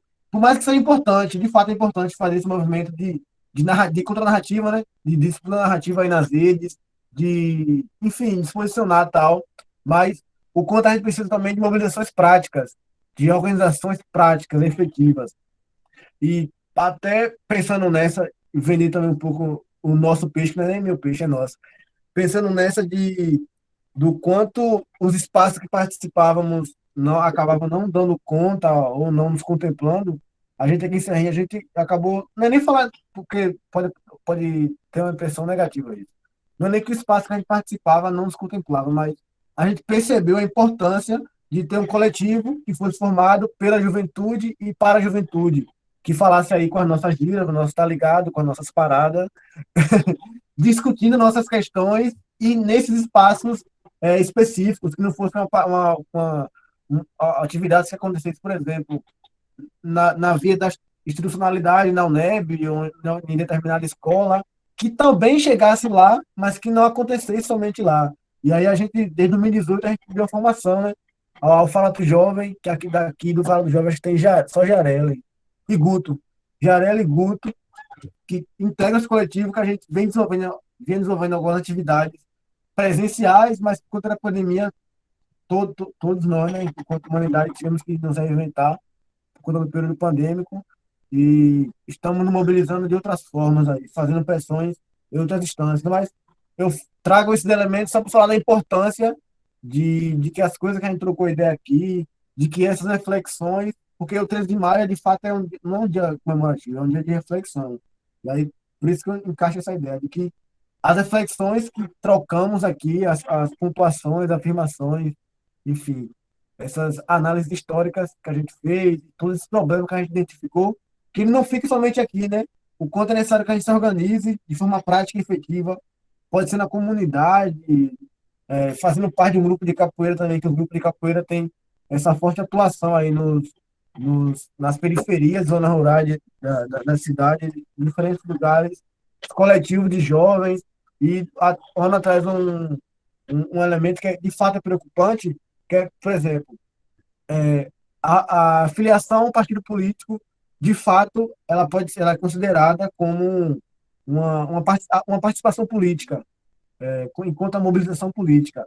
Mas pensando a nível de questões raciais no Brasil, por exemplo, um cuidado deve ser tomado, que é pensando, tomando o partido político como exemplo, mas não somente. Podemos pensar também em outras instituições, em outros coletivos, em outras organizações que acabam pegando a pauta da população negra, do movimento negro, tomando para si, aí eu falo tomando para si, porque pegam a pauta para passar a impressão de que não, de fato, somos comprometidos com isso, acaba cooptando também, né? Esse militantes, que até a Ganju tem uma expressão mais que fala em pessoas com discurso racialmente posicionado, acaba trazendo, atraindo pessoas que, de fato, têm um compromisso prático e efetivo com aquela luta, acaba sendo cooptado por esses partidos ou por determinados grupos ou coletivos de mobilização e tal. E aí é necessário tomar esses cuidados também, né? Do quanto, porque o Felipe falou aqui em silenciamento, em embranquecimento, de tomar esse cuidado também o quanto a esse sequestro. E aí é um sequestro que não é um sequestro de pauta que acabam tomando essas pautas, se autoafirmando enquanto antirracista, né? É uma parada que teve muita repercussão nas redes sociais, sobretudo depois de George Floyd, e acabam se posicionando enquanto antirracistas, enquanto de fato comprometidos com a luta do movimento negro, mas que na prática cotidiana, ou que na própria legislação partidária, enfim, atuação do governo de determinado partido, demonstra totalmente o contrário, o descompromisso com essas pautas, e até o compromisso com o abafamento, com o extermínio, com o encarceramento desses sujeitos que defendem essas pautas, né? Só para pontuar essas coisas também de muitos cuidados que devem ser tomados. E eu falo muitos cuidados que devem ser tomados, porque aqui, por exemplo, tem pessoas que são acadêmicos, mas tem pessoas que ainda não conseguem, que não estão na academia, e que, sei lá, talvez não tenha essa percepção do quanto esses espaços também são campos de disputa aí, né? De disputa narrativa, ideológica, e o quanto também, sei lá, são carregados de laranjadas, falar assim, que se você não tomar cuidado, você se lasca todinho, falar que nem aquele coroa lá do Facebook. Mas é isso. Tomar cuidado para não cair nessas falácias aí de redes virtuais, que eu sou antirracista, mas que na prática cotidiana não contribui com porra nenhuma, e fazer um esforço para que essas reflexões sobre reivindicar, sobre se organizar, não fique tão somente restrita na esfera virtual, né? A gente precisa de ação prática. E aí, como exemplo, eu dei a capoeira, mas tem diversos outros. A capoeira hoje é meu principal espaço de atuação, porque assim, eu fui formado a partir da capoeira, né? Então, meio que eu fui formado e fui me formando nesse espaço, então eu meio que dou continuidade. Mas além da capoeira tem o Fato Jovem, e aí tem diversos coletivos que vocês podem se filiar, e aí sempre tomando esses cuidados com essas relações raciais, né? Como elas se desenham no coletivo, até porque também como elas se desenham na sociedade como um todo. Se há de fato um compromisso com aquilo, se o que eles pregam eles fazem, se não, você vai acabar, sei lá, remando se sair do lugar, nem seria uma metáfora para usar nesse momento agora. Mas, nadando e morrendo, afogado, sei lá. Mas é isso. Não sei se deu para entender que eu viajo demais nas ideias de vez em quando. Alguém tem mais algo a falar, contribuir? Então, eu gostaria de agradecer imensamente, imensamente, imensamente a New Clay por ter topado vir, né, conversar um pouco com a gente essa noite. E é até uma brincadeira que a gente fala muito que parece que as pessoas pretas só existem no 13 e no dia 20, né, que é o dia que a gente tem para falar da gente, falar das nossas dores, das nossas aflições. Parece que é o momento que a sociedade fala, bora, vocês têm 2 dias aí no ano para falar tudo, despejar tudo, mas não é bem assim, né? Eu acompanho um pouquinho, né, do caminhar dele, sei que ele é atuante, ele atua em várias frentes, e eu só tenho a agradecer, né, em nome do fórum. Eu gostaria de agradecer também a todos e todas que participaram, que se fizeram presente. E, em especial, vou agradecer a Léo, eu não sei se ele ainda está na sala, que é do coletivo Malês e que tem um trabalho muito bacana também, voltado para o povo preto, mas não só. Então, se vocês puderem dar uma olhada, tanto no Instagram como no blog, Léo, fale os endereços aí dos sites. Vou botar aqui. Eu sou péssima com isso. Então, Léo é uma pessoa que eu estou conhecendo agora, mas maravilhoso também, que tem uma atuação muito massa. E muito obrigada, me ajudou bastante também na divulgação. Eu só tenho a agradecer, viu? Gratidão, quero agradecer aos demais. Eu quero agradecer também a Gustavo, que ele não pôde falar nada porque ele está gravando o bichinho, que ele é nosso técnico, sabe? É ele quem cuida de toda essa parte técnica do evento, porque eu sou péssima também. E é isso, eu sou péssima também falando em público, mas vocês já perceberam, né? Meu negócio é trabalhar nos bastidores, por trás das câmeras, enfim. E eu só tenho a agradecer. E continue acompanhando as redes sociais do Fórum, porque já vem novidade por aí, que a gente vai ter a 3ª edição do Fórum esse ano. E eu espero contar com a presença de vocês. É isso. O Nil Clay quer agradecer, quer falar alguma coisa? Mas, coitado, que quase não tem garganta o bichinho. Não, só agradecer pelo convite, né? E aí, reforçar o que a Ana já falou, que por mais que a gente seja requisitada somente nesses momentos, mas a gente está mobilizado o tempo todo, o ano todo, e aí em diversas frentes, em diversos espaços, trocando ideias sobre diferentes coisas, e é isso, não é somente nessas datas simbólicas. Queria agradecer também a quem colou, quem participou, quem interagiu, eu fosse pelo chat, eu fosse aqui no microfone. Aí queria deixar aqui um convite também, né? No início eu falei que a minha equipe de estágio está desenvolvendo um projeto de intervenção no espaço não escolar que relaciona aí as músicas de capoeira com o ensino de história. O primeiro encontro foi sábado passado, o segundo e penúltimo é sábado agora e o último semana que vem. E aí, quem quiser colar, quem for da licenciatura em História, ou for de outra licenciatura também, né? Se a gente for pensar que a, essa interdisciplinaridade pode trabalhar sobre diversos olhares sobre essa música de capoeira. Quiser colar, é só, sei lá, falar com a Ana, ou então dar um saque no meu Instagram, que lá tem um link de inscrição e a gente adiciona no grupo. E é isso, muito obrigado, valeu. Vou deixar aqui meu Instagram também, para quem quiser dar um saque no link. E, muito obrigado, é nóis. Eu vou bater meu cuscuz agora. Obrigada, gente. Tenha uma boa noite. E saúde, se cuidem, né?